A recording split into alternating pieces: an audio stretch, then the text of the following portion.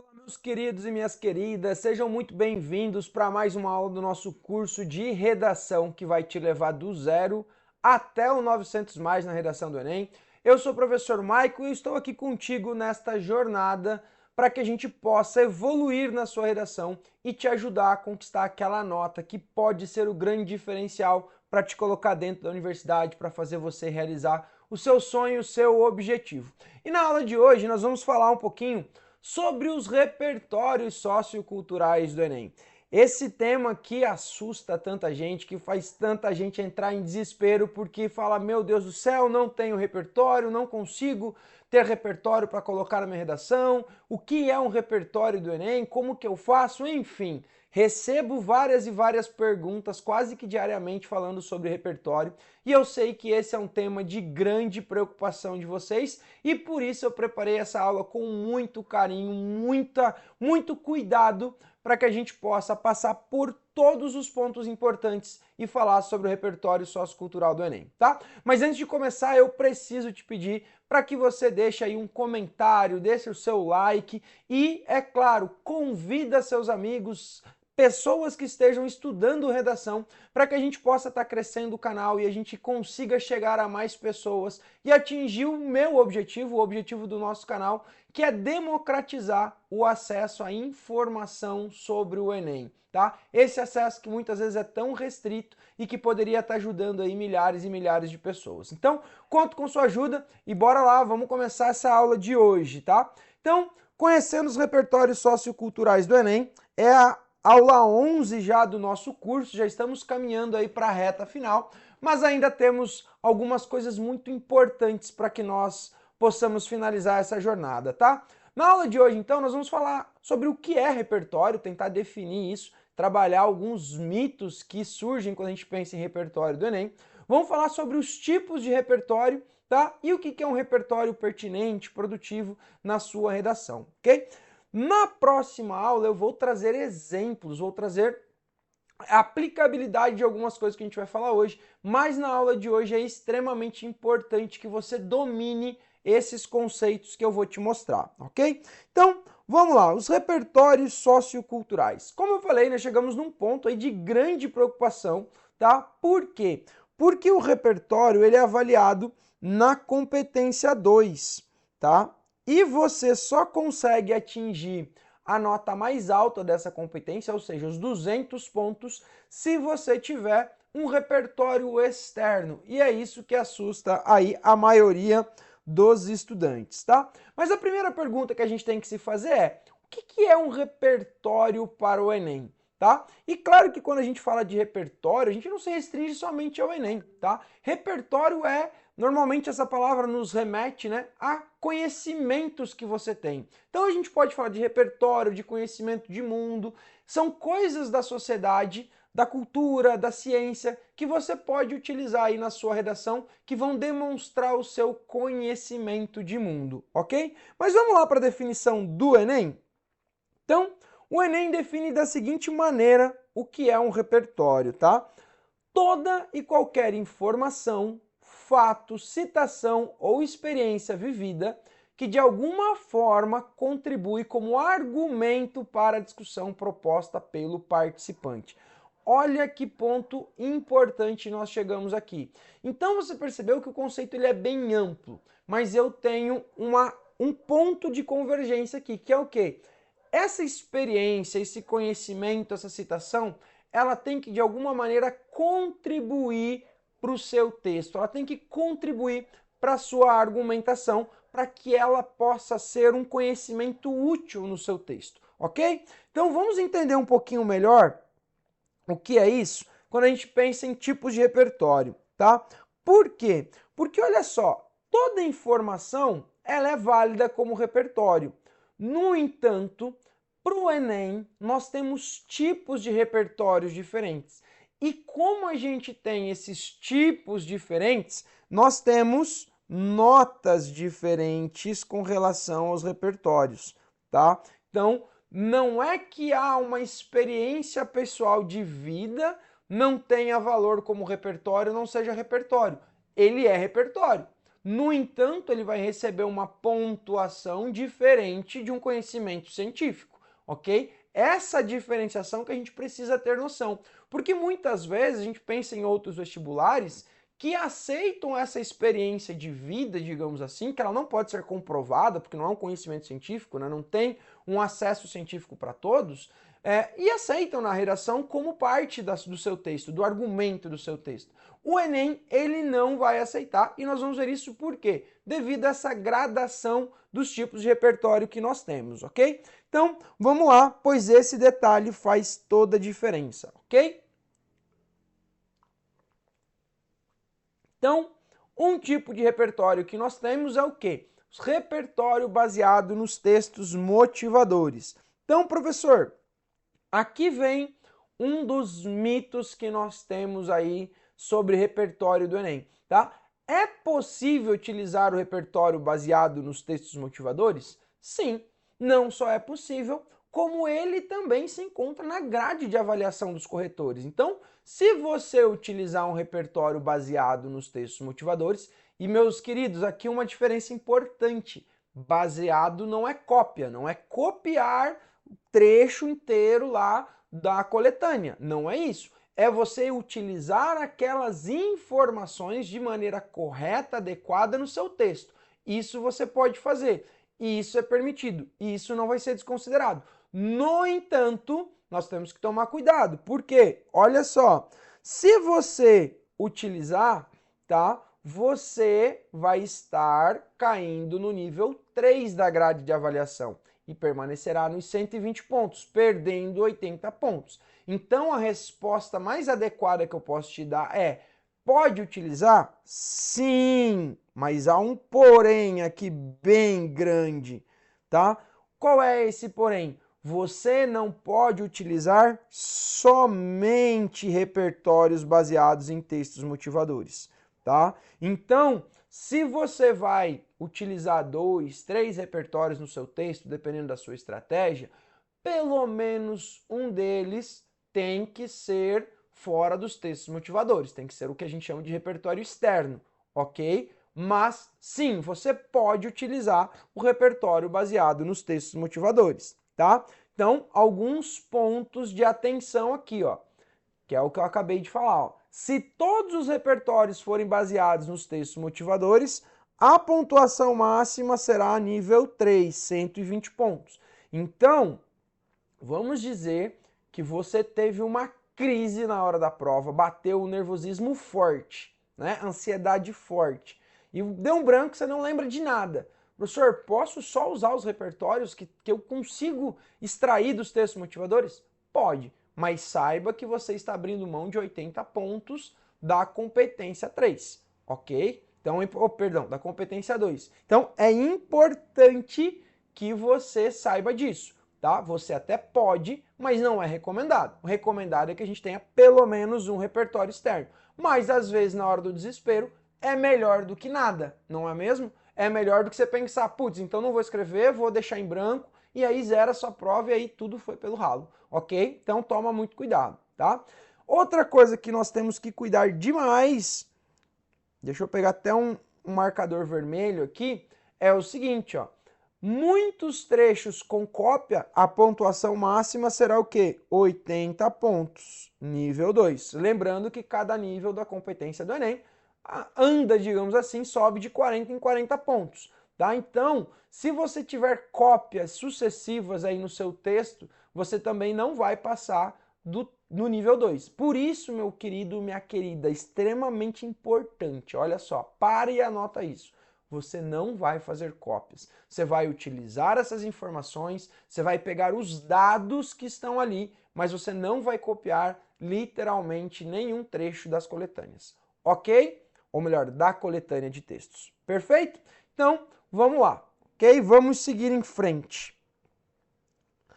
Repertório não legitimado. Professor, o que é isso? Algo não legitimado, que não é legítimo.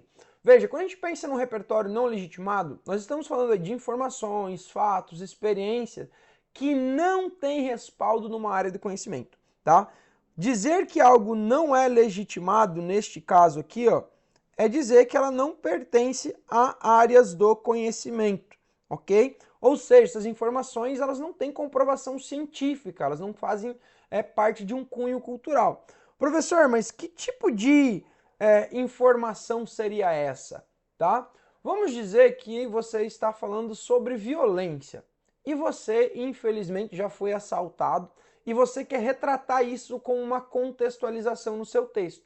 Você poderia? Você até poderia. Mas esse repertório, ele é considerado legítimo para o Enem? Não, tá? Para outros vestibulares, para alguns vestibulares, tudo bem. Você até poderia utilizar essa estratégia, né? De retratar a sua experiência para contextualizar. Para o Enem você até pode fazer, mas ele não vai ser um repertório legitimado, ou seja, ele não vai contar a pontuação. Professor, ele vai me tirar pontos? Não, não vai te tirar pontos. Mas dentro de uma estratégia que a gente quer aprofundar cada vez mais nossas chances de ter uma boa pontuação, o ideal é não utilizar esse tipo de repertório, tá? Então, o que é? Uma experiência pessoal, né? Que contribua para a sua argumentação, mas que não é validado por nenhuma área do conhecimento. Então, isso é um repertório não legitimado, ok? Ele até faz parte, né, do que a gente chama de um repertório que pode ser produtivo. O que é um repertório produtivo? Anota aí já, né? Quando essa informação contribui para o seu texto, ela é produtiva no seu texto, ela não está ali à toa. No entanto, ela não vai ser legitimada. E nós vamos ver que para você conseguir essa pontuação máxima, ele além de legitimado, ele também tem que ser produtivo. Além de produtivo, ele tem que ser legitimado. Você precisa ter as duas competências, digamos assim, para que você tenha essa nota máxima, tá bom? Então, o que é um repertório legitimado? Tá? É justamente algo que está com respaldo nas áreas do conhecimento, que possui uma comprovação científica, que possui um lastro cultural, tá? Vamos ver aqui algumas condições, tá, para o seu repertório ser legitimado. Então, anota isso com calma, porque essa informação é importante, tá?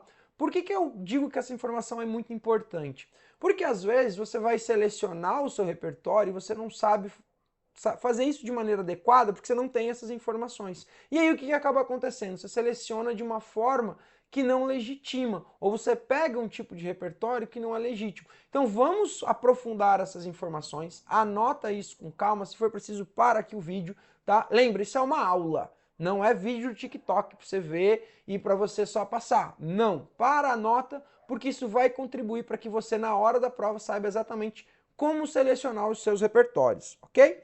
Vamos lá então, condições. Condição número 1, um conceito, tá? Então, para ser um conceito, para ele ser legítimo no uso do nosso texto, ele precisa estar acompanhado da sua definição. Então, imagina que você vai trabalhar e utilizar como repertório um conceito. Esse conceito ele precisa estar junto da sua definição. Vamos pensar que essa definição é a definição de estigma, tá? De marca, né? Então, olha só, o estigma, aí eu vou trazer aqui a definição.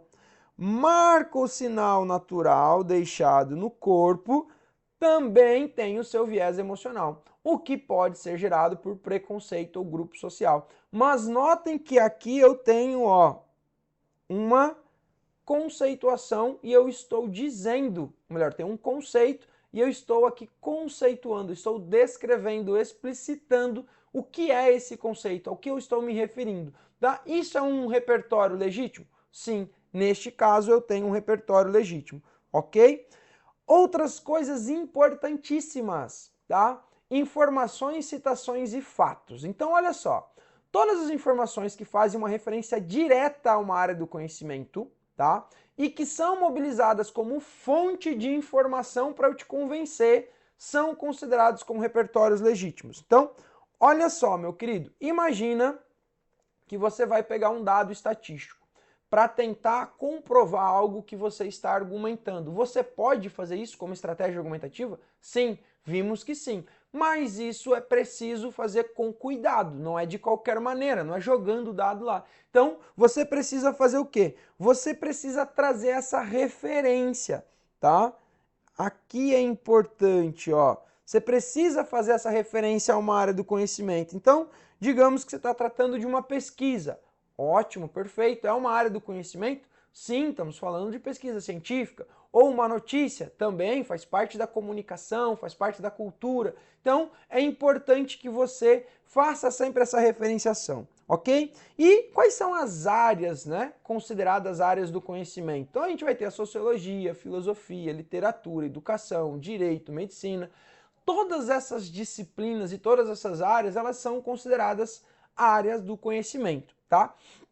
E aqui é um ponto importante a ser destacado, ok? Vou até tomar uma água para você respirar e anotar. Meu querido e minha querida, você que está estudando para o Enem, você que está estudando para o vestibular, todas as disciplinas podem ser fonte de informação e devem ser fonte de informação na hora de você escrever o seu texto. Todas essas áreas, elas são consideradas áreas do conhecimento. Elas são consideradas como repertório. Então, às vezes a gente pensa, mas essa aula de filosofia não vai servir para nada. Caem 3, 4 questões de filosofia só no Enem. Mas esse conhecimento filosófico, ele aborda uma imensidão de temas que podem cair na sua redação do Enem. Os temas sociológicos que você discute na aula de sociologia, idem.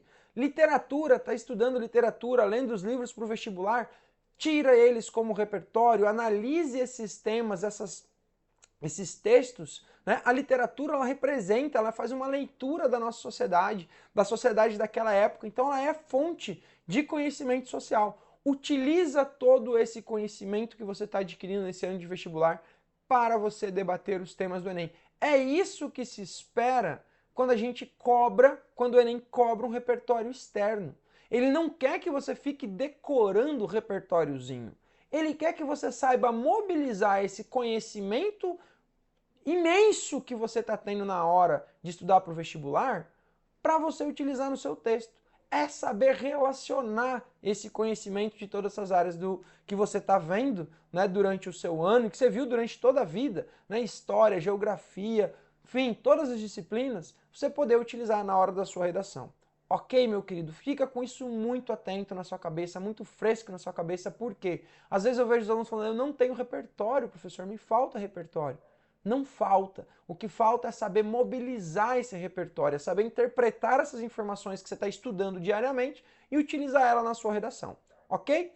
Vamos lá então, seguindo, tá? O que é importante destacar? A simples menção aos profissionais dessas áreas, né, sem você especificar o nome, não torna legítimo repertório. Então, o que é importante? É importante citar o nome do profissional para você legitimar essa informação.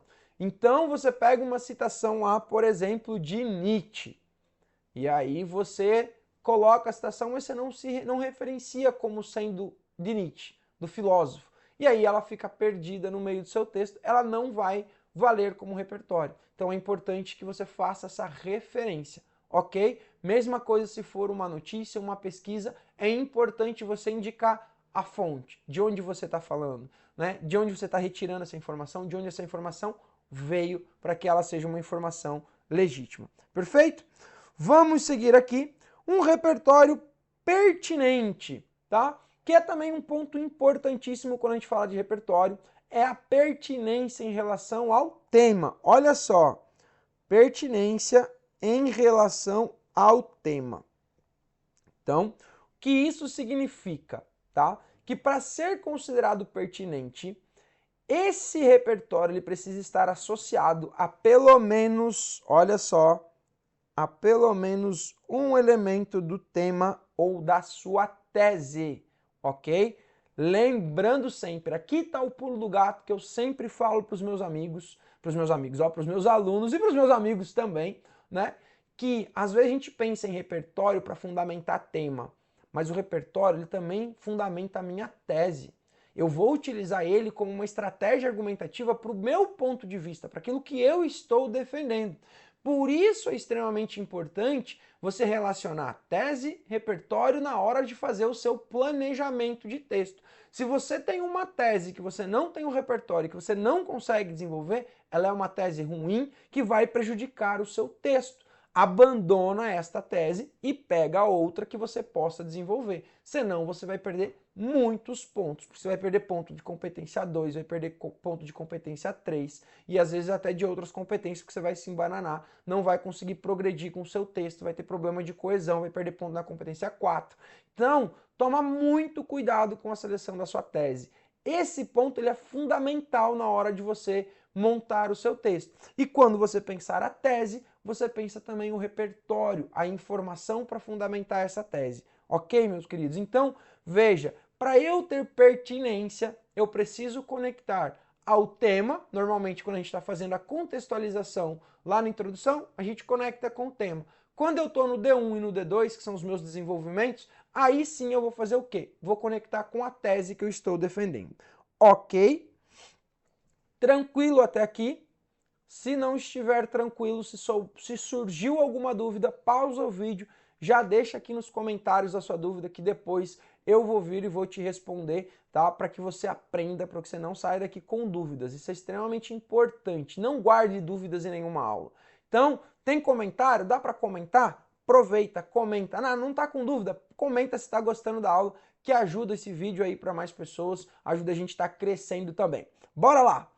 Repertório produtivo, tá? Então, olha só, não basta eu fazer essa relação, tá? Além de relacionar com o tema, ele precisa contribuir com a argumentatividade do meu texto, tá? E é isso que eu estava falando ali atrás, né? Essa pertinência, né? Essa produção, perdão, esse repertório produtivo e pertinente, ele tem que ser para contribuir com o seu texto. Por que eu falo isso, tá? Muitas vezes eu vejo estudantes na ânsia de colocar um repertório externo, utilizar uma citação, utilizar enfim, um conhecimento, uma informação que não vai se relacionar com aquilo que está sendo desenvolvido, forçando o uso daquele repertório.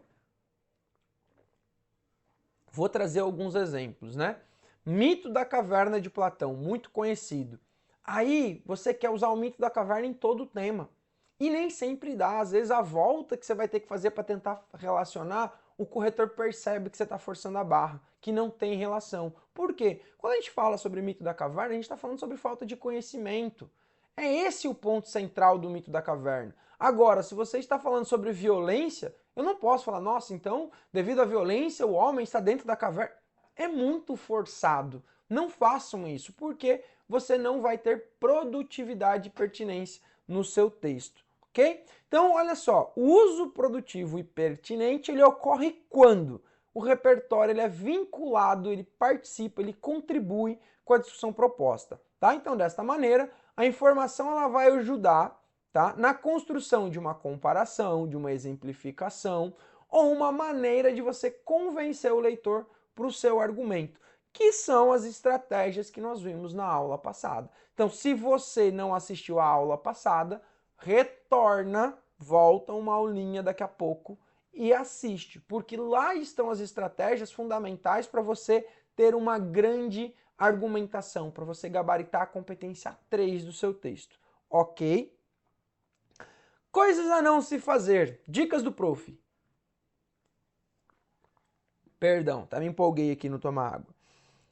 Galera, em outras palavras, tá? Não coloca lá uma informação jogada de qualquer maneira, sem fazer nenhum tipo de conexão com o que você está colocando no seu texto, tá? Porque você vai estar se prejudicando e você não vai estar se ajudando, tá? Eu sei que muitos sabem da importância do repertório e isso é até muitas vezes explorado de uma maneira que me deixa triste por outros professores que fazem um terrorismo em cima de repertório, né?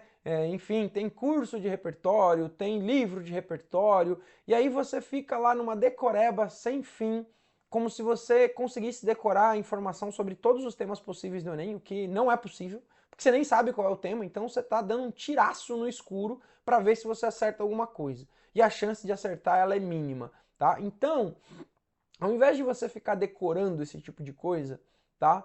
O que eu sugiro para você? Se foca em aprender a fazer uma boa leitura da realidade, a entender que tudo que você estuda, tudo que você assiste, todo filme, toda série, é um repertório, tá? E esquece esse negócio de decorar a frase pronta, ok? E aí vocês inserem no texto sem nenhuma relação com o tema, sem nenhuma função na argumentação de vocês. Então, esqueçam isso, meus queridos, isso não vai ajudar o texto de vocês, infelizmente, tá? Então, tome muito esse cuidado, tá? E aí, eu vou cair nessa pergunta, né, que muitos de vocês fazem e que eu acho que é um momento propício para que a gente responda. Vale a pena estudar repertório isoladamente por eixo temático? Acho que vocês já sabem a minha resposta, né? Vocês já sabem que a minha resposta é não. Por que não? Porque você não sabe o tema. Então você ficar estudando uma informação fragmentada, tá? Vamos pensar agora neurologicamente. O que a gente sabe sobre a memória? Nós memorizamos muito facilmente coisas que fazem sentido. Por isso que é muito mais fácil você decorar, por exemplo, um número que faça sentido, por exemplo, com uma data de aniversário de uma pessoa que você gosta, porque ela faz sentido para você, do que um número aleatório. Então, você consegue decorar e memorizar informações que façam sentido. Quando você tenta memorizar dados e informações soltas, fragmentadas, então eu te passo agora uma frase da Hannah Arendt, por exemplo, e você nem de filosofia não gosta, tá? Eu adoro filosofia, sou professor de filosofia, mas você odeia, você não curte. Então, quando eu te passo uma frase solta, a chance de você decorar, ela é muito pequena. Ela é muito, muito pequena. Porque você não consegue relacionar com nada.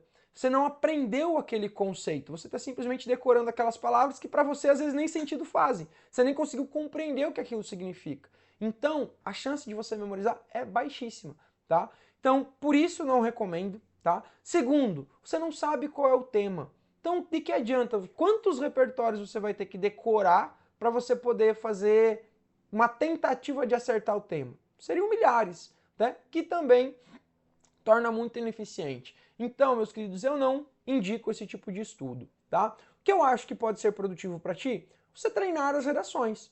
Varia os temas, escolha sempre temas variados, não fica só nos temas que você domina, não tenha medo de às vezes pegar um tema que você pode ficar com uma nota baixa, né? Não tenham medo de tirar notas baixas. As notas baixas nesse momento, né, para quem tem um corretor, e já falei da importância de ter um corretor nesse processo de estudos, ela é consequência, ou melhor, ela é a causa de uma falta de conhecimento que você tem, que vai te mostrar aquilo que você precisa estudar, aquilo que você precisa para no dia da prova do Enem não te faltar. Então agora é o momento de tirar nota baixa. Então não fica só nos temas que você conhece. Varie os temas, varie esses eixos, pega temas sociais, temas de violência, né? Aí sim, os eixos são importantes para escolher, às vezes, sortear os temas para você praticar. Agora não para ficar decorando o repertório, porque eu acredito que isso não vai contribuir, tá? Claro que, como que você pode melhorar o seu repertório? Quando você assiste um filme, assiste esse filme com um olhar crítico. Sobre o que esse filme está analisando? O que esse filme está criticando? Né? Recentemente eu assisti Os Jogos Vorazes, e aí, olhando o filme, eu analisei e falei, cara, esse filme é uma baita de uma crítica a uma sociedade autoritária. Então você pode utilizar esse filme para isso? Pode, né? Fala sobre a desigualdade, pode falar sobre desigualdade? Sim, né? Você pega lá, para quem já assistiu o filme, sabe a diferença dos distritos, enquanto tem um distrito passando fome, tem outro que eles estão, né, tomam um remédio lá para vomitar para poder comer mais, se empanturrar. Então olha a desigualdade social. Isso é você aprender a guardar repertórios para o dia da prova, porque quando você assiste um filme que você gosta, você consegue lembrar esse filme. Quando você pega uma música, para quem gosta de música, né, e você domina esse tema porque você gosta, você consegue lembrar da música inteira. Então é isso que você precisa fazer, meus queridos, quando a gente fala de repertório. É você elencar as áreas que você gosta e utilizar esse conhecimento que você tem, utilizar esse conhecimento das áreas que você está estudando para o Enem, e aí você vai perceber que não te falta repertório. O que te falta é saber relacionar uma coisa com a outra. E isso é uma questão de prática. Então, conforme você for praticando semanalmente, de preferência para o Enem, você vai variando os temas e você vai aprendendo a relacionar. Mas isso você tem que aprender a pensar no momento de escrever o seu texto. Se você já vai com o repertório pré-fabricado, você não vai aprender a pensar, aprender a olhar esse repertório que está na sua memória, fazer um recorte, fazer um resgate para usar no seu texto. Então, essa é a minha indicação. Indico você ter alguns repertórios coringas? Indico alguns, mas também não precisam ser muitos, porque eles podem te dar uma certa agilidade, como nós já sabemos. Mas esse negócio de querer decorar trocentos repertório, acho que não é o melhor caminho, não é o caminho que eu indico para os meus alunos, ok? Queridos e queridas, chegamos aí ao final da aula, tá? Ao final desta nossa 11ª aula. Na próxima aula nós vamos falar um pouquinho sobre conclusão com proposta de intervenção do Enem, certo? E é claro, vou deixar aqui o convite para novamente você comentar o que você achou da aula, comentar se você tem medo de não ter repertório na hora de escrever a sua redação e, claro, deixa aqui seu comentário, seu elogio, convide seus amigos para assistir os nossos vídeos, o nosso curso, para que a gente possa levar essa informação para cada vez mais e mais pessoas, ok? Um grande beijo, um grande abraço, te espero ali na próxima aula, nossa aula 12, para a gente começar a falar sobre o fechamento do texto do Enem e a proposta de intervenção, que é algo que só o Enem cobra de você, que só o Enem pede, então é importante nós termos muita atenção nessa próxima aula. Valeu, fui!